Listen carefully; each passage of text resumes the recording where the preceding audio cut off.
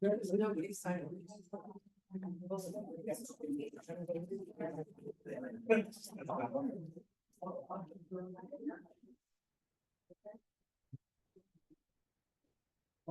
Yeah,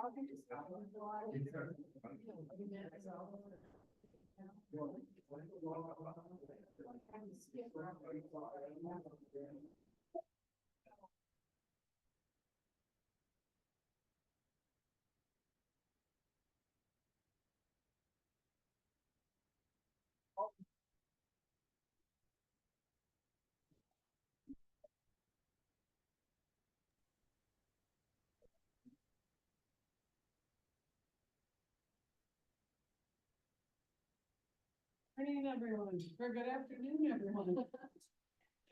Until I didn't get a lot of sleep last night. Alright. Lots of papers today. Today's October 25th. It is the day after World Polio Day. We'll be hearing more about that and some other great things today. So welcome. It's good to see you all. I think we will start with our Pledge of Allegiance. Please join me. I pledge allegiance to the flag of the United States of America and to the republic for which it stands, one nation, under God, indivisible, with liberty and justice for all. And Rotarians and guests, please read along if you care to. We will do the four-way test of the things that Rotarians think, say, and do. Is it true? Is it real? Will better friendships? Will be beneficial to all? I'd like to invite David Smith to give our inspiration today. Peanut Gallery has begun. Please be seated. I don't have a lot to say, but I think you should be comfortable and eat your food all the time.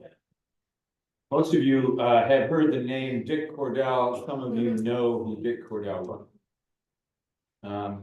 Little background for visitors and those who don't know, but Dick was a member of his club, has now passed away, but in his early 20s, Dick joined the Air Force and flew bombing missions over Europe during World War II, any one of which might have ended his future. But luckily he came back and started a family, started a career, and joined Rotary. He served as our club president. He was our district governor. He provided leadership not only at the district level, but at zone level, started other Rotary clubs, was a great proponent of Rotary and our motto, service above self.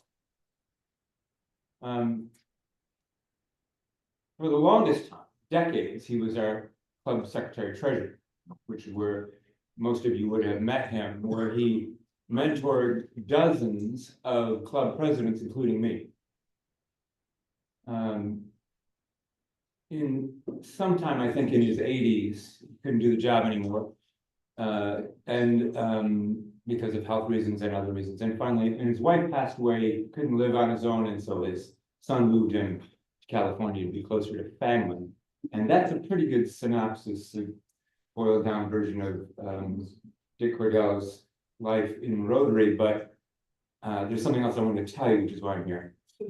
I think of it every time I come to this meeting and I hear the logo, so the slogan, our motto, service above self. I'm in California quite often. I went to visit Dick in LA in a independent living situation, the multi-story building, all seniors. And I arrived and told the staff I was here to see Dick. And while I was waiting for him to come down, the staff told me that shortly after Dick had come to the place, he started kicking his walker and going out on the sidewalk and picking up trash. And he went down the street picking up garbage. And then he got one of those little pickers, grabber things, and pretty soon he was going down across the street and down the other side of the street and picking up trash. And that's kind of remarkable, 90-something-year-old man doing this. What's more remarkable is that pretty soon other people in his building were doing it. And they were going out on the street, someone would bring a broom, someone would bring sometimes little snippers to clip off the weeds that might stick through the fences of some of the businesses in the neighborhood. And there were so many of them, there wasn't always enough trash to pick up. So pretty soon they were going on to some of the side streets to pick up garbage along the streets. And I'm telling you, I went for a walk with Dick Cordell on his route, and it was the cleanest streets in the neighborhood. What's remarkable about this for me is that Dick Cordell wasn't doing it because it was his job, or there was no award for it. He wasn't doing it because someone was watching. He was doing it because he had believed in the motto service above self for so long. It had become a part of it. Service above self is a grand idea, really, but it's inconvenient.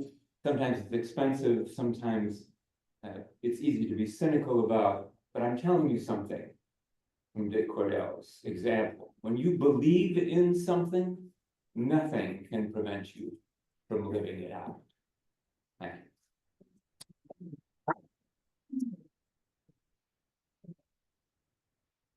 you.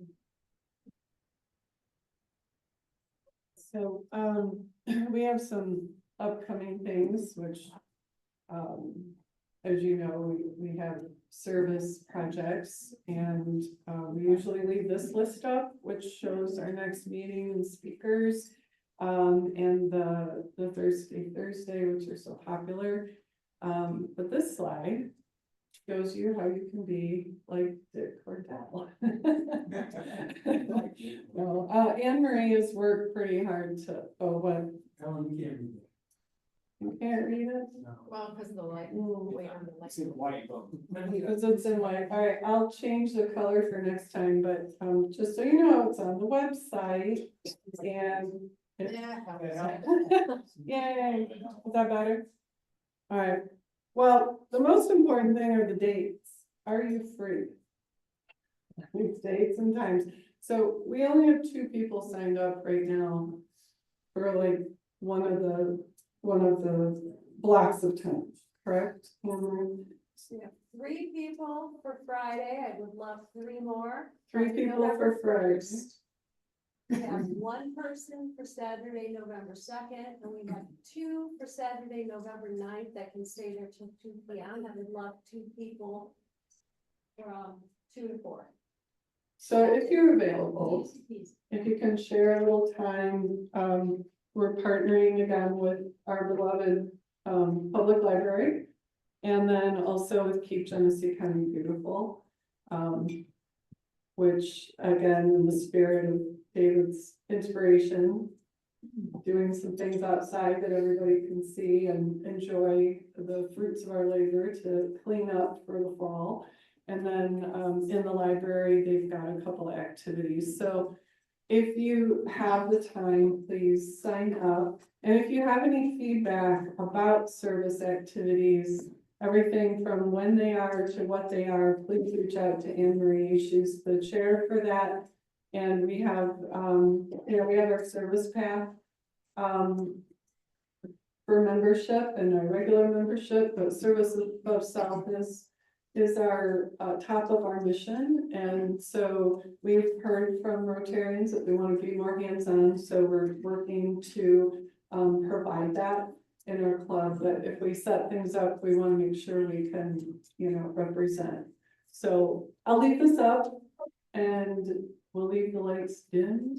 We'll calming environment on Friday. Sounds good to me until we get to Nick when we talk to you about how to do. So, okay, enjoy your life. We're gonna get started a little early, so maybe 5 minutes or so, or enough time for me to eat half of my lunch, and then we're gonna get the show on the road. Thank you. Yes.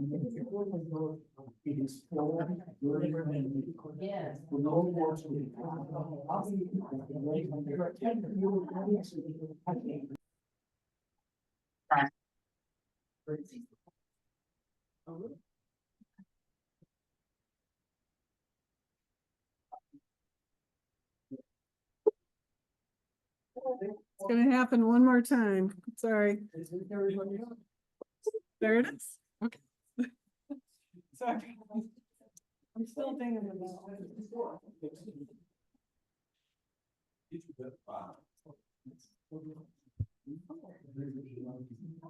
Cooperate.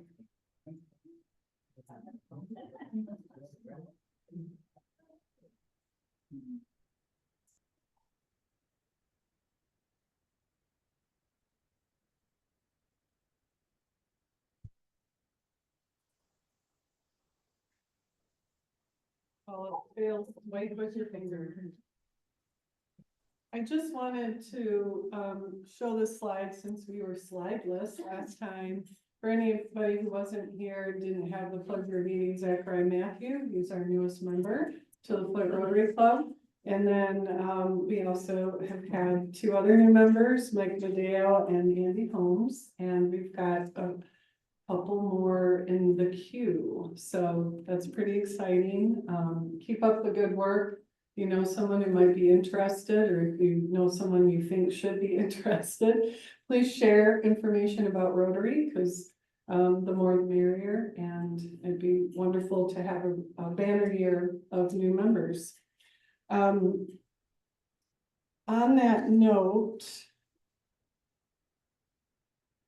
I just wanted to mention that if you have not paid your dues for this year, the 24-25 year, you basically have until middle of November, because we have to confirm our numbers with Rotary International, or else the dues that we pay to them, we will not be able to get reimbursed if someone is dropping out of Rotary and not intending to stay on. So if you haven't paid and you want to remain a member, please get that done in the next week or two. You can contact Amy Vanderput, she's still our bookkeeper, if you need any help with the form or making payment. So just a reminder about that. We don't want to lose anybody, we want to maintain your status. And just a friendly reminder. Oh,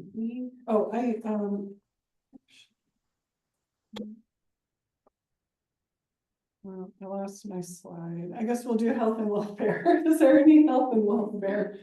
Anybody have anything to report? All right, we'll take that as good news.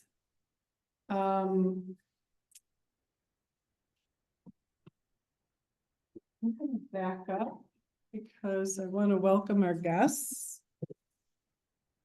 We have 5 guests today, so I'm going to announce your name and who you're a guest of, and if you wouldn't mind standing and waving so that we can all greet you, that would be lovely. So Kim Aldrich.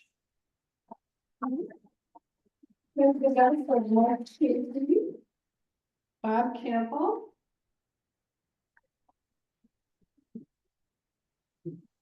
Bob is a new guest. He's a guest at Dawn Hibbard's and with Mott Community College, your marketing manager. Jennifer Cronkright, who's also with Mott Community College.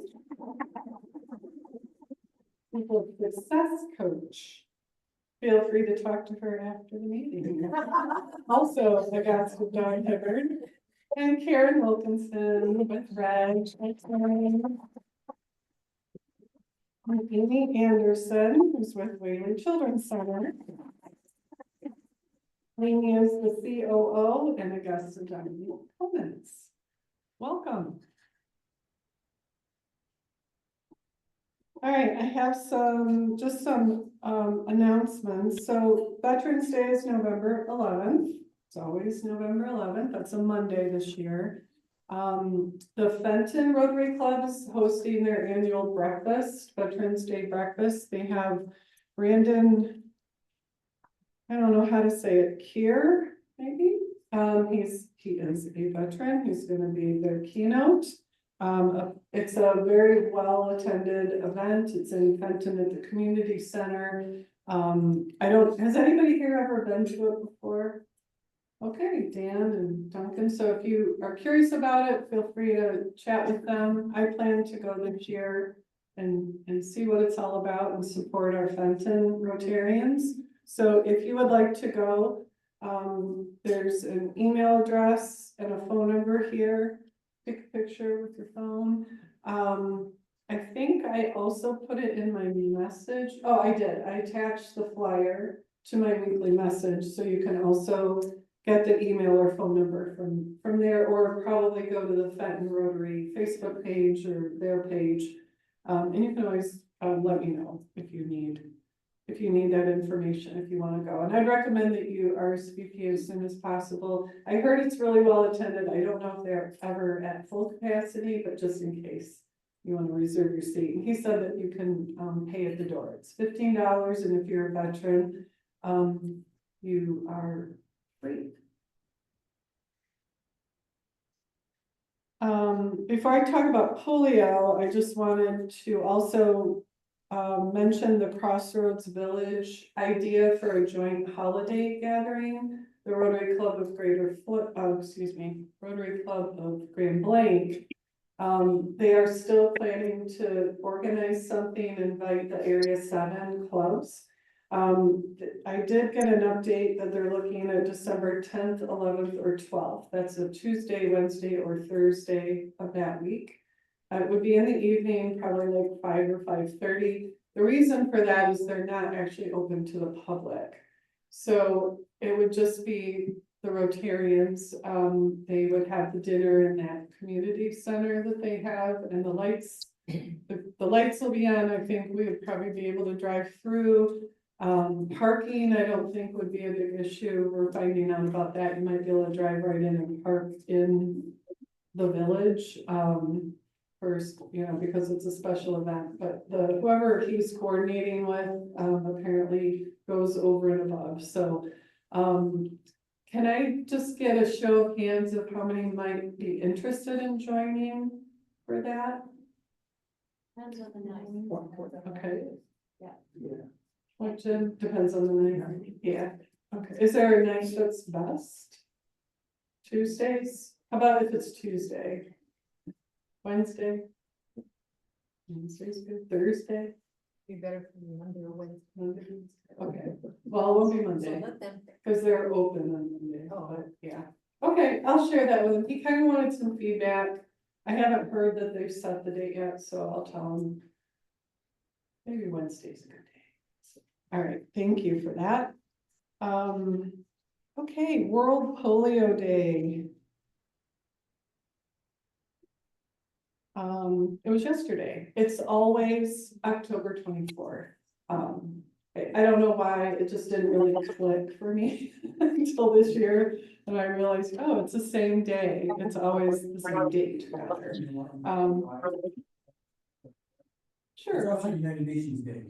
So it's one side of the United Nations. Okay, there's another way to remember it. Kind of like the leap year and presidential election years. That. So I'm just gonna share and make sure I watch my time. A little bit about polio. I know we've been hearing bits and pieces of it, but it was I thought, if I'm gonna promote this and be a Rotarian, I should probably learn a little more about it, and I just wanted to share some highlights with you. You can find a lot of information online, and once again, Rotary International, go to the website. There's a lot of information about polio and about Rotary's involvement and Rotary's efforts. In collaboration, with other partners to eradicate polio.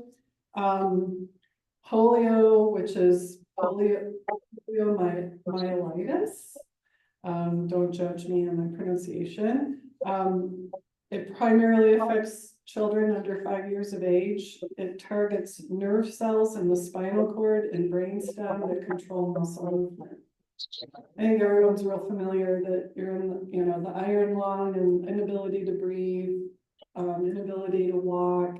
Most people that contract it, have survived it, but there's a percentage that haven't and that have lifelong challenges from it, or paralyzed and such. And so in our, in the Americas, we really don't have to worry about it anymore, but there are other countries that are still struggling with it. The Polio Global Eradication Initiation, which is something that Rotary actually started. This is where I found some information. It said wild polioviruses are the natural strains of poliovirus that circulate in the environment. And that's what a virus is. It circulates around us. And polio, I didn't quite realize this, but sanitation is the problem. So, and that makes a lot of sense, in a lot of the countries where it's still prevalent, and especially the two countries where it's massively prevalent, sanitation is a challenge. And so it makes a lot of sense, but it's also something that can be cured. Or I'm sorry, not cured. There is no cure. It can be cured on 100%.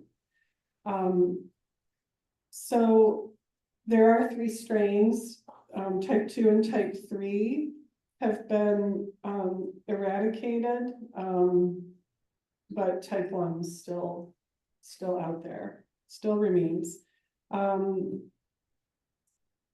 Afghanistan and Pakistan are the 2 countries that it's still an endemic. And that means that it's regularly occurring within those 2 areas. So this is hard to read. I'm going to change the white lettering, Mike. In 1979, there was an agreement. This is how Rotary got involved. In 1979, agreement between Rotary International and the Philippine Ministry of Health for a joint multi-year effort to immunize children against polio. That's this picture, and also that agreement in the photo below. James L. Bomar Jr. was then Rotary International president, and he put the first drops of vaccine into a child's mouth. He ceremonially launched the Philippine poliomyelitis immunization effort, which was Rotary's first health, hunger, and humanity grant project, what they called 3H.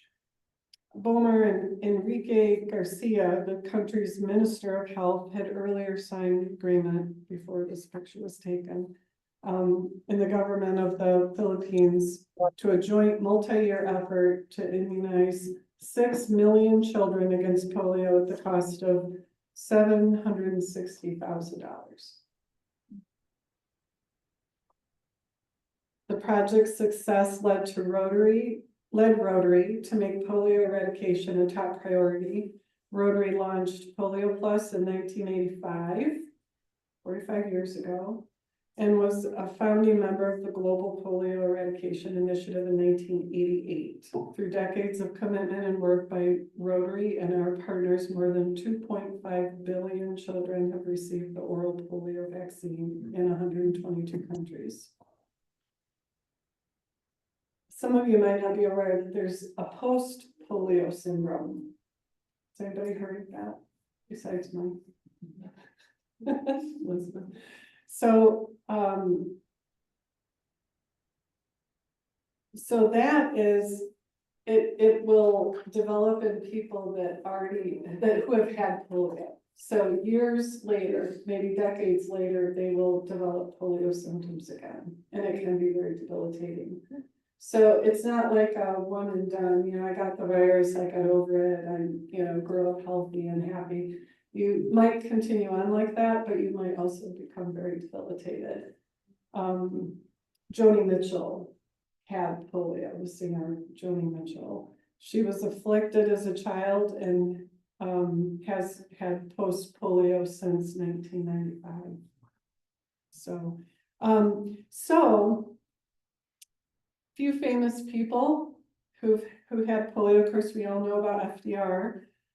Wilma Rudolph, the runner. Well, she was such an athlete. She defied polio, hailed as the fastest woman and Olympian in her time. She had a multitude of diseases all at the same time. She had like polio, double pneumonia, and something else. She was actually told she was paralyzed and told she'd never walk again, but she did, and boy did she.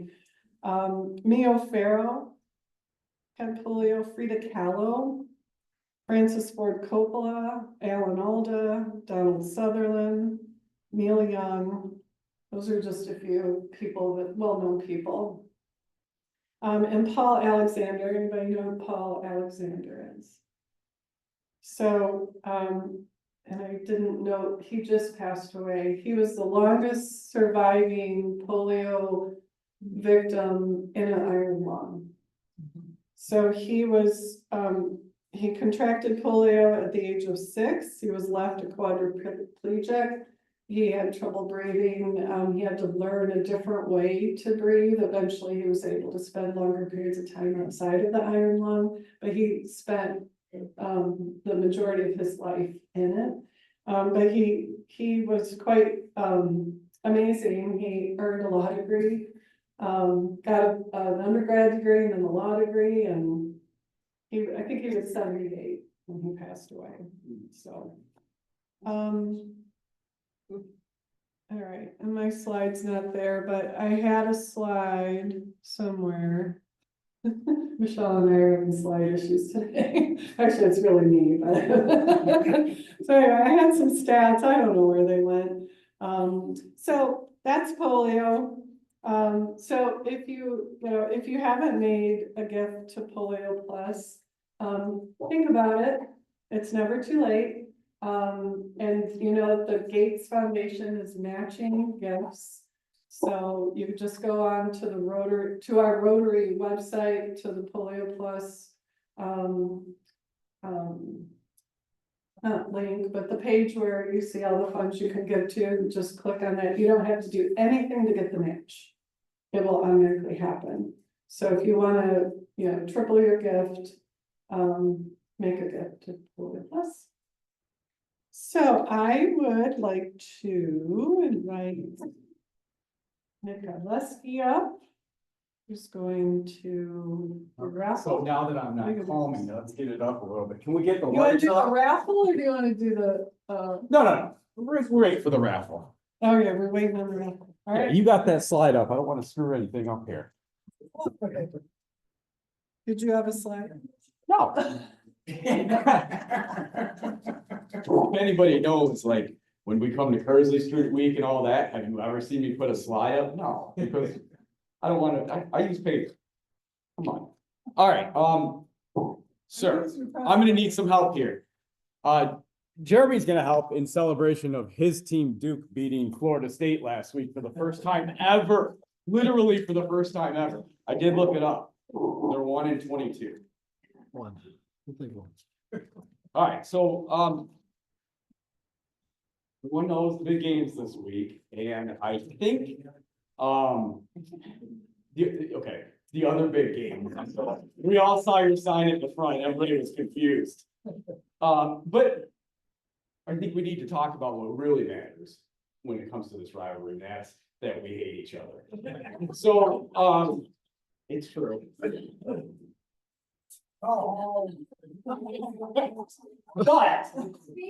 I am here to give out fun stuff. So in my helmet of candy, I have 10 trivia questions that have to do with the Michigan and Michigan State rivalry.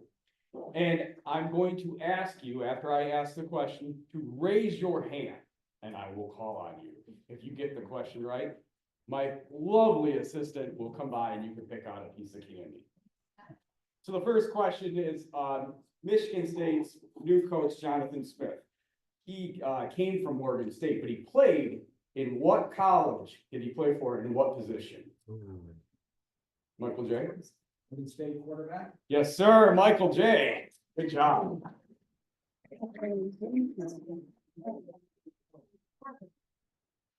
All right. But because I am such a fair person, Michigan's coach, Sharon Moore, what school did he play at and what position? Oklahoma offensive lineman. That's right. He's offensive guard from Oklahoma. Okay, this is a tough one here. And I'm going to give multiple choice if nobody gets it right away. Who is Michigan State's career scoring leader? Give it a try. Lorenzo White. No, but that's one of my multiple choice ones, so shoot. Nope. Jerry Noodle. Okay, no, it's not Jerry Noodle. Oh, Jerry. Oh, Jerry. Hold on. Hold on, people. Jerry is unmuted. All right. Gene Washington. Jerry? Gene Washington. Oh, I don't have the cord plugged in. Use the chat. Oh. Okay. Use the chat, Jerry. Use the chat, Gary. Use the chat, Jerry. Gene Washington. Chat. Can you hear us? You want to type in? Use the chat? No, I'm gonna go to the multiple choice part of this. No, he put a, do you know, Jerry? Our- I said no. Our choices are Michigan State career scoring leader, Brett Swenson, Morton Anderson, or Paul Ettinger. Wow. Wait, are you cheating? No, he's looking at. Oh, Brett's okay, website. good. You're wrong. You're wrong anyway. Go ahead. No, it's not. One left. No, it's Brett Swenson. It's not Morton Anderson. You're mixing them up with Paul Ettinger, both Vikings kickers, by the way. Good mix up. No, it's Brett Swenson. I guess I'll take the candy, because I'll take it at the end. Because, Brett Swenson, was a freshman when I was a senior, so I don't remember when he got that. He's a buddy of mine. So that was exciting. Small guy, good kicker. Okay, let's go to Michigan though. Single season rushing yards. The record for the single season rushing yardage was 1,818 yards for the season. Which running back has that record from Michigan? That's right. I was gonna give you a hint. It was 1995. And I'm just gonna say, I actually do like Tim Bianco too. I thought he was awesome. All right, the Paul Bunyan Trophy for you history buffs is actually called the Paul Bunyan Governor of Michigan Trophy. Who knows why? Paul Bunyan was the governor of the city. Try again. Paul Bunyan was not the governor of state of Michigan. Look at how red he is. Go ahead. Donate the trophy. That's exactly it. Do you remember why? It's in my book. I can't remember. Jerry knows. Jerry? Sophie Williams was, governor, what year was it? 1953. He did it as a political stunt to welcome the Spartans, to the Big Ten. So, well, I put in the political stunt part because they think so, but, very likely it was. Okay, number 6 here, the original name of Spartan Stadium before it was Spartan Stadium. Come on, you can see it on the old programs. The men's room?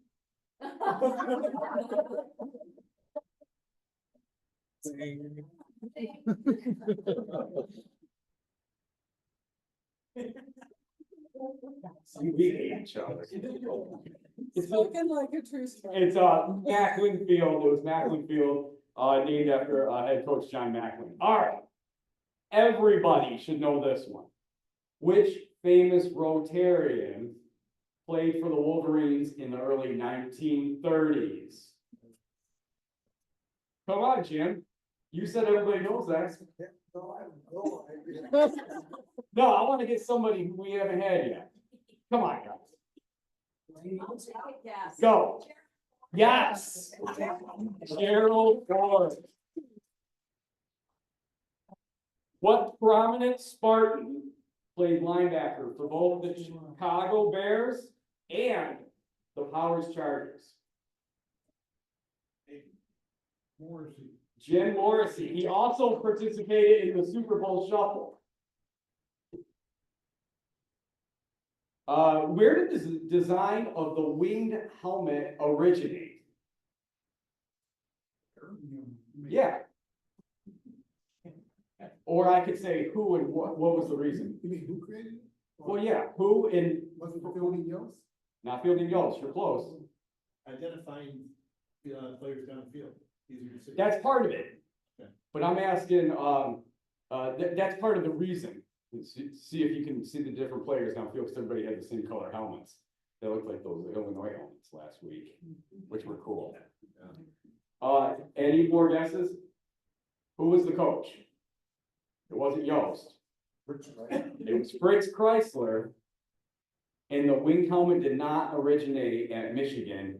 Fritz Chrysler designed it at Princeton the year before, when he was coaching Princeton. But Jim, I think you can get some candy off of that.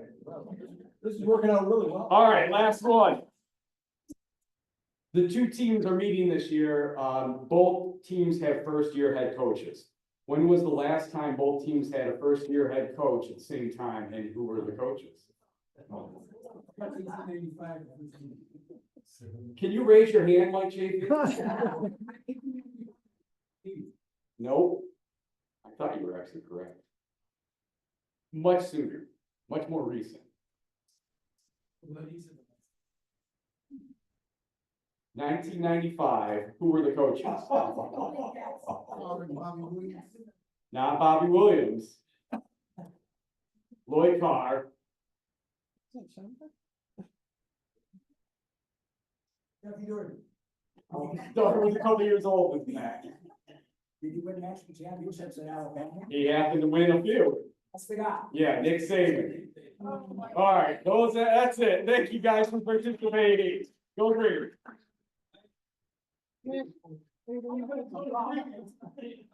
Sorry, Jerry, I didn't mean to. Hey, hang out with me for a minute longer. All right, real quick, because now we're short on time. All right. We're gonna do the 50-50.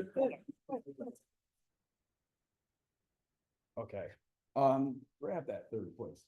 736-131. Michael J. Here, we pull that. 736-102.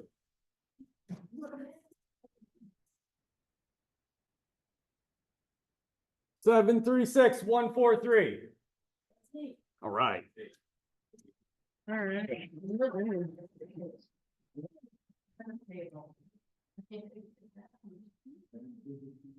Oh, there we go. Okay, do we have a birthday? Done. Okay. Okay, done. We're just gonna do this Real quick, real quick. Oh my God, girl, it's too far from the mic. Hang on. All right. Oh, I have a list. Oh, you have a list? I have 30 seconds. Sorry about the squeaking. I only have a- She's lying. Anyway, I'll just. Okay, please help me in wishing a happy birthday to our Rotarians, John Neiman, who was October 5th. 39. And counting. Amy Krug, who was also on October 5th. Jack Helmuth, October 6th. James Franklin, October 6th. Patty Huber, October 10th. John Lonsway, October 12th. Don Latta, October 14. Joe Fioroni, October 21. Jimmy King, October 22. Jim King. Gary Harand, October 26th. And coming up, Gene Dennis on the 28th. And Kyle McCree, almost a Halloween baby on the 30th. Should we sing happy birthday? We have it. All right, please. John has to come on up, John. And Don, no, John and Don, come on, guys, come to the front. Bring it on. Let's start as the. Happy birthday to Happy birthday to you. Happy birthday, dear Ontario. Happy birthday to you. Are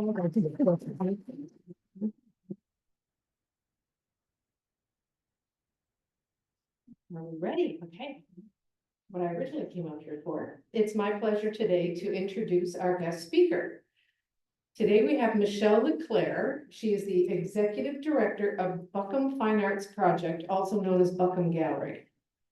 Michelle created at Buckham Gallery in 2021, Michelle created the Writer in Residence project that supports Flint's BIPOC literary artists to engage with their interest in visual art while creating original literary works to be compiled with exhibition images in a book at the residency's completion. We actually have one of those writers with us today. Oh my guests, guess who? Bob. Prior to serving as the executive director, she was the exhibition director for the gallery. In addition to building the exhibition season, she's also developed new programming such as the Cider and Slides Art Talks to provide the community with opportunities to more deeply engage with contemporary artistic practices and ideas. She's earned an MFA in painting from the Pennsylvania Academy of the Fine Arts and exhibits her paintings and is represented in public and private collections throughout the country. A Flint, Michigan resident since 2015 and a Buckham member since 2016. Michelle lives in the College Cultural Neighborhood near me with her spouse and 2 children. She currently serves on the board of directors for Flint's Downtown Small Business Association. Please help give me a warm Rotary welcome, that's hard to say, to Michelle Leclerc.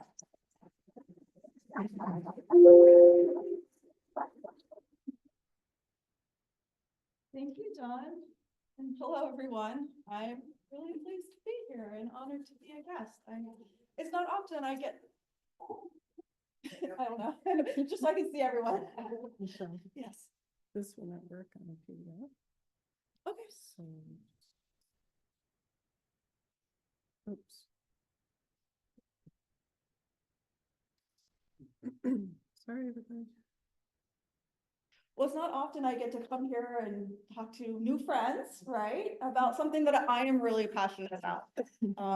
I put my heart and soul into this Buckham Gallery and the incredible arts programming we're doing here in downtown Flint.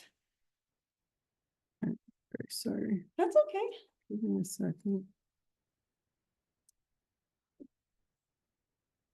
You can keep going.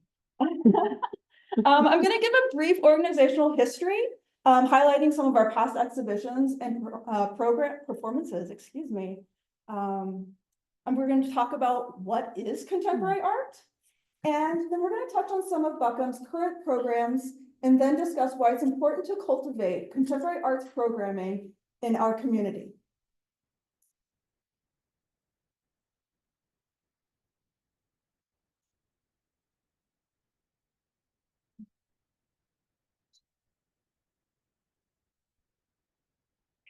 There you go. To the next one.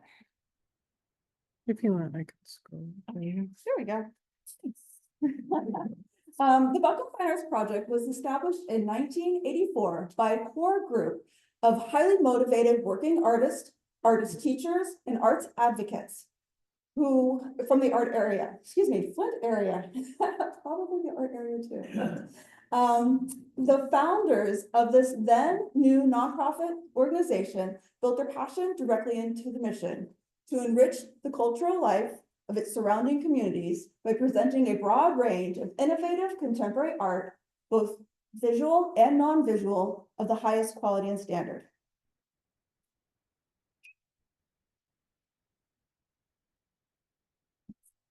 After the inception of its cooperative membership, under the leadership of prominent Flint artists Tom Newsom and Sam Morello, Buckham Fine Arts Project mounted its first exhibition, Enclaves 1, in the May of 1984.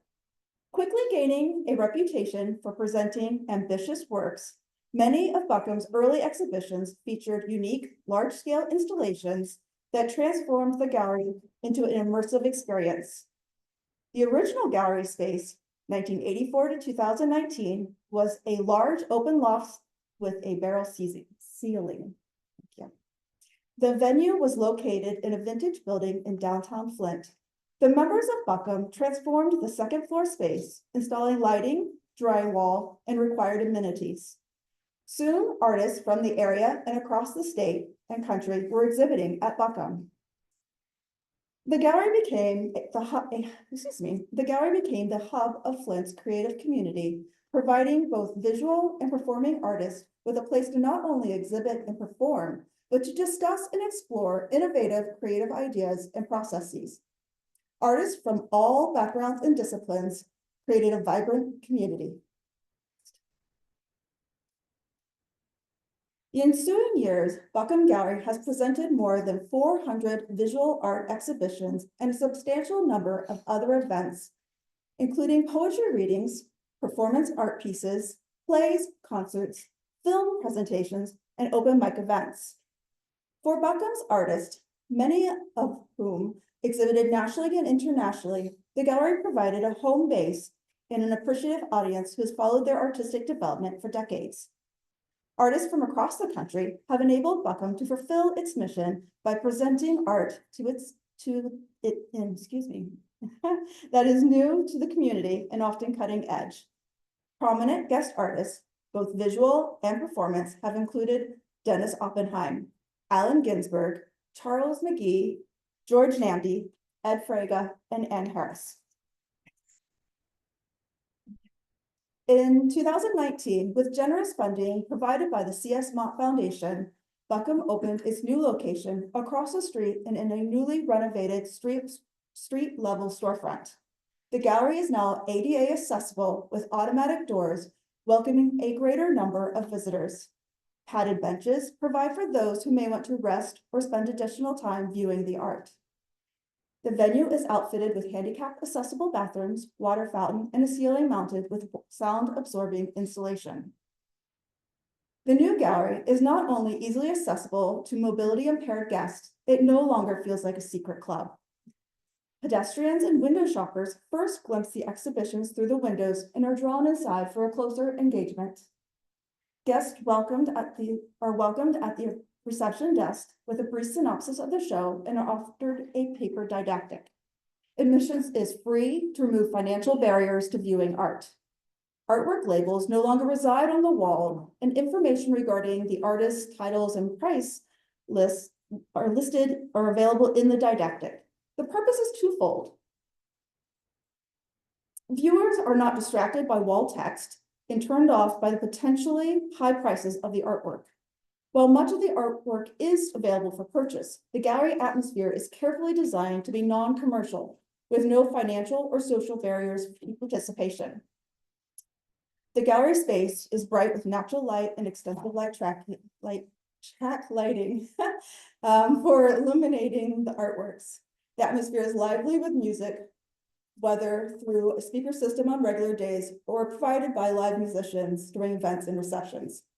Since the move, the gallery visitor count has quadrupled and now includes audiences well outside Genesee County, establishing Buckham as a destination arts venue. So before we ask what is contemporary art, let's ask what is art? Art is a creative expression in a variety of forms, including visual art, literature, dance, theater, music, moving image, design, architecture, and any hybrid of the above. And in my opinion, the best art is the one that you have an experience with, something that makes you feel. Now, that can be a range of emotions, including happiness, love, anger, and nostalgia, and it can spark curiosity and intrigue. So what is contemporary art? Generally speaking, it is the art of today. It is made during the 20th and 21st centuries that reflects the complex issues that shape our diverse, global, and rapidly changing world. Contemporary artists are exploring personal or cultural identity, offering critiques of social and institutional structures, or even attempt to redefine art itself. Through this process, not yet, sorry. Trying to feel the vibe and then. That's all right. I just notes here that tell me to breathe, and I'm trying to not go too fast. So through this process, they often raise difficult and thought-provoking questions without providing easy answers. Curiosity, open mind, and a willingness to look at the world from another's perspective, and a commitment to dialogue and debate are apt tools when experiencing contemporary art.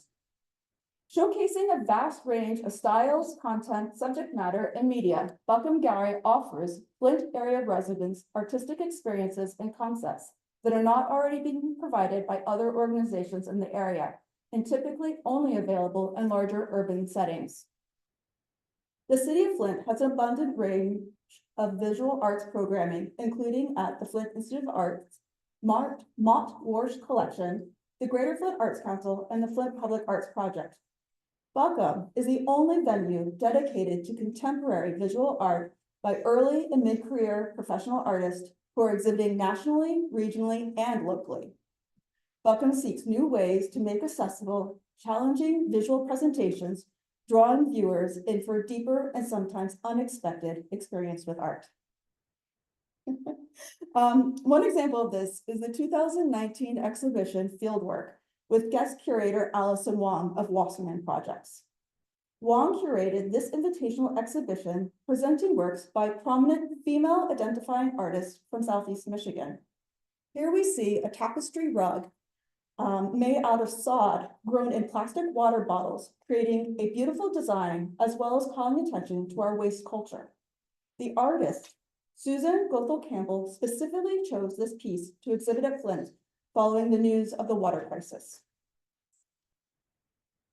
Other key examples are 2021's National Juried Exhibition, Disrupted Realism, with juror John Seed, a regular contributor to Hyperallergic, and author of the book, Disrupted Realism, Paintings for Distracted World.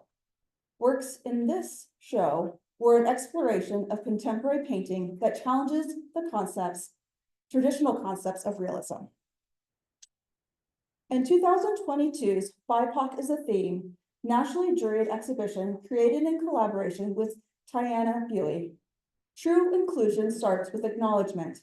BIPOC is a Theme addresses inclusivity through the many artists and artworks selected for this exhibition.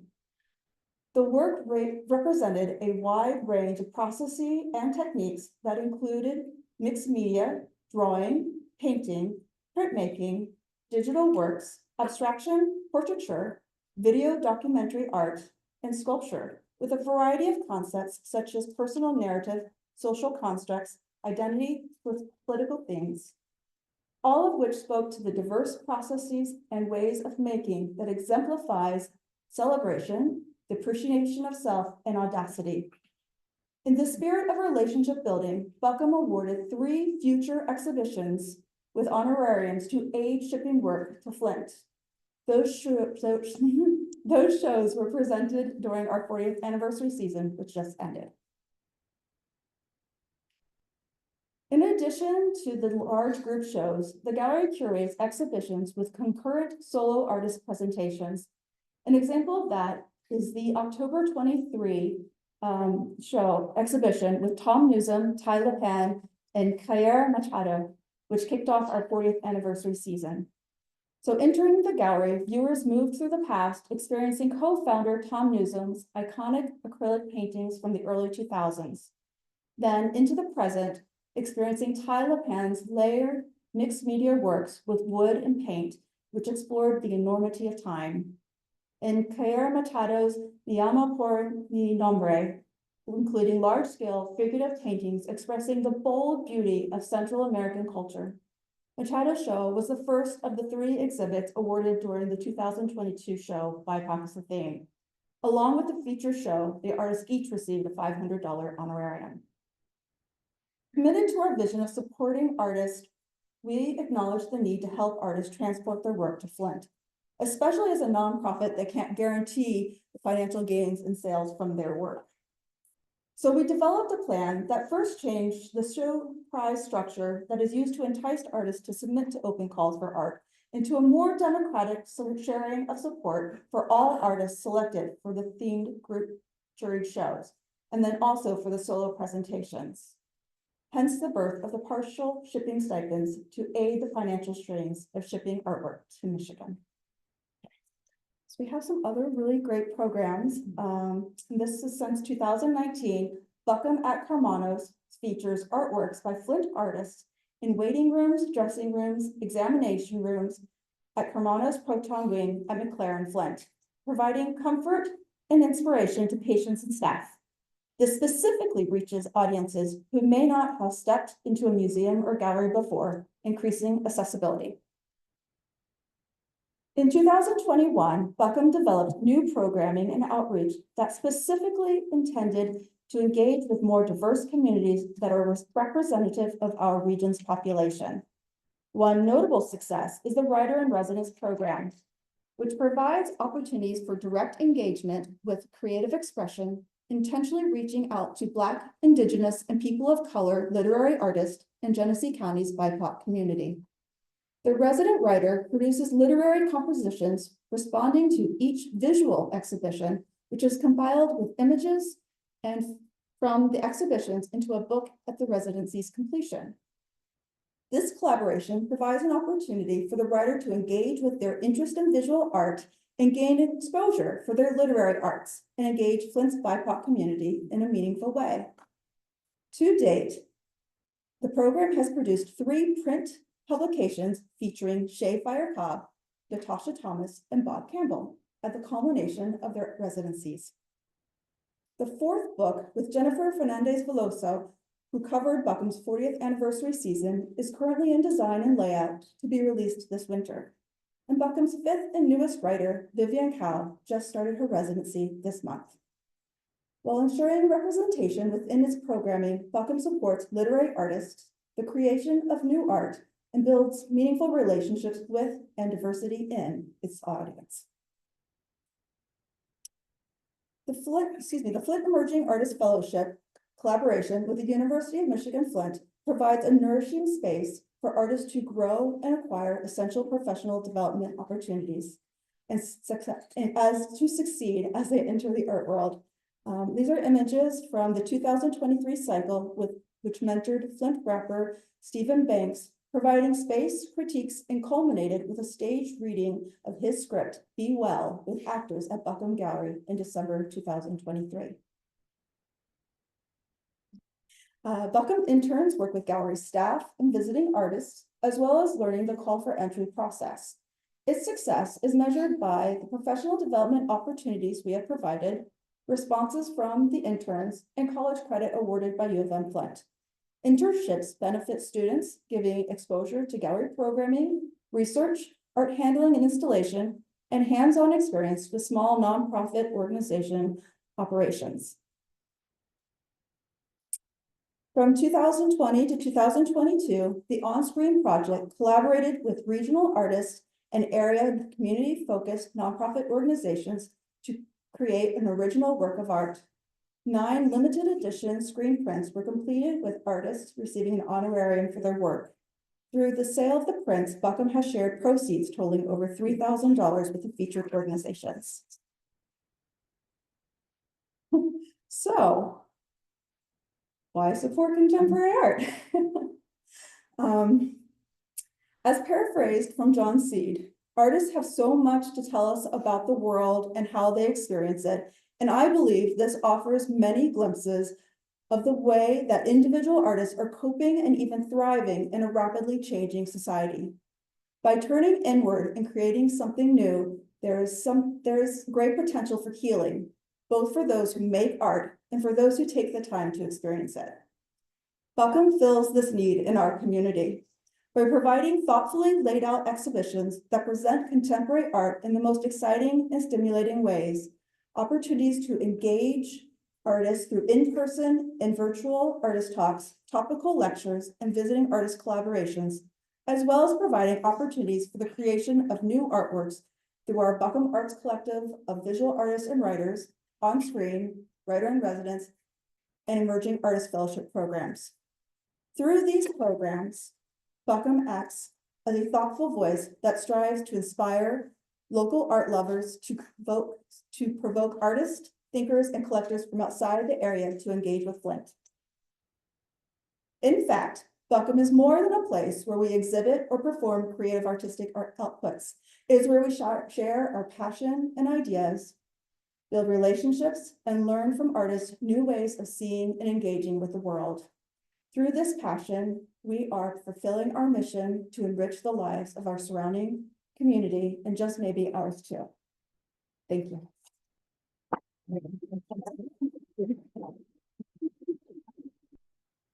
Okay, Michelle, any questions? Don't. First one, I have this, what are the gallery hours? So the gallery is open Wednesday through Friday from 11 a.m. to 5 p.m. and on Saturdays we just entered our winter hours, so on Saturdays 12 to 5. Yeah. And I noticed we have something on November 2nd. If anyone is going to the library for your event, you can come to this afterwards at 1 o'clock. It's called the Tickle Me Talk, where the artist will be doing a panel discussion in the gallery for the current show. In the press garden. Anybody else? All right, thank you.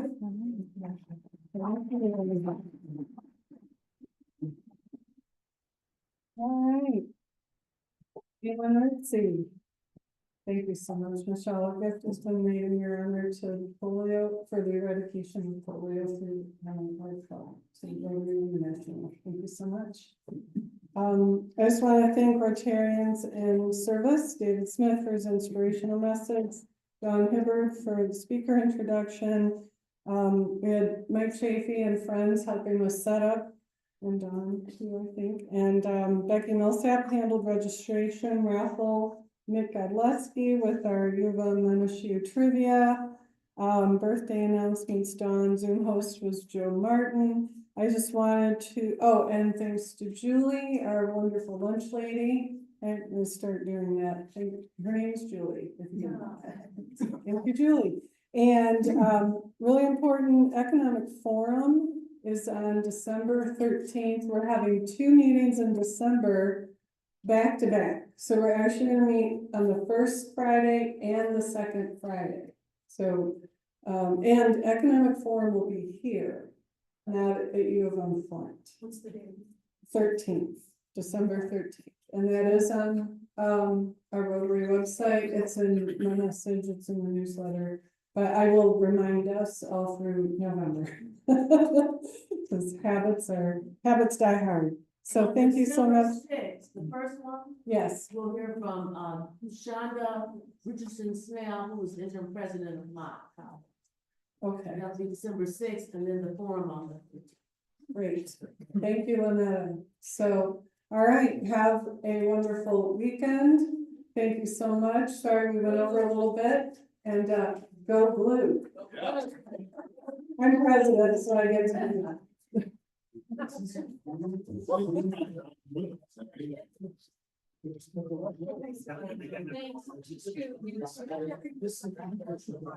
Have a good weekend. Bye-bye.